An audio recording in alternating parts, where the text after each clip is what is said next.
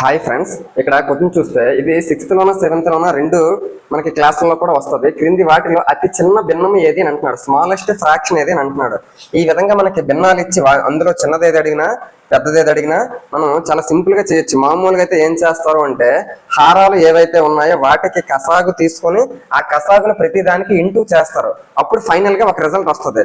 మనం అది కూడా చేయకుండా చాలా ఈజీగా తక్కువ టైంలో చేయొచ్చు. ఏం చేయొచ్చు అంటే ఎక్కడైతే న్యూమరేటర్స్ లవాలు ఉన్నాయో వాటికి మనం ప్రతి దానికి 0 పెట్టుకోవాలి. ఇప్పుడు యావరేజ్ గా నువ్వు తీసుకుంటే 70 అనేది 11 తో 6 టైమ్స్ పోతుంది. ఎందుకు 11 6 66 అంటే ఇక్కడ 6 వచ్చింది, అలా ఉంచండి. నెక్స్ట్ ఇక్కడ 80 అనేది 13 తోటి 13 6 78 ఇక్కడ కూడా 6 వచ్చింది.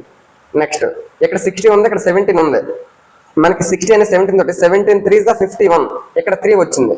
నెక్స్ట్ ఎక్కడ చూడండి 70 తో 15 యావరేజ్ గా 15 4 60 కాబట్టి 4 టైమ్స్ పోతుంది. ఇప్పుడు వీటి తొలక వాల్యూస్ అన్ని చూస్తే మనకి అతి చిన్న భిన్నం అన్నాడు కాబట్టి అన్నిటికంటే చిన్నది ఏది వచ్చింది 3 వచ్చింది.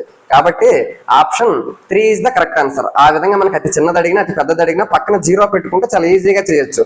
మరి ఇదే ఆప్షన్స్ లో పెద్దది అడిగాడు అనుకోండి, అప్పుడు ఇక్కడ 6 వచ్చింది, ఇక్కడ 6 వచ్చింది. అటువంటి సందర్భంలో ఏం చేయాలి? ఇక్కడ 11 6 66 అన్నాం, పాయింట్ పెట్టుకుంటే ఇంక మనకు 4 మిగులుతుంది కదా. 4 పక్కన పాయింట్ పెట్టాక 0 అవుతుంది 40. 11 3 33 అక్కడ వరకు వచ్చింది. ఇప్పుడు ఇక్కడ కూడా 13 6 78 ఇంకా 2 మిగిలింది. పాయింట్ పెట్టామనుకో 20 అవుతుంది. 13 1 13 అంటే ఇక్కడ 6.1 వచ్చింది, ఇక్కడ 6.3 వచ్చింది. పెద్దది ఏది అని అడిగితే ఆప్షన్ 1 అవుతుంది. చిన్నది అడిగాను కాబట్టి ఆప్షన్ 3 అవుతుంది. Option 3 is the correct answer. Thank you.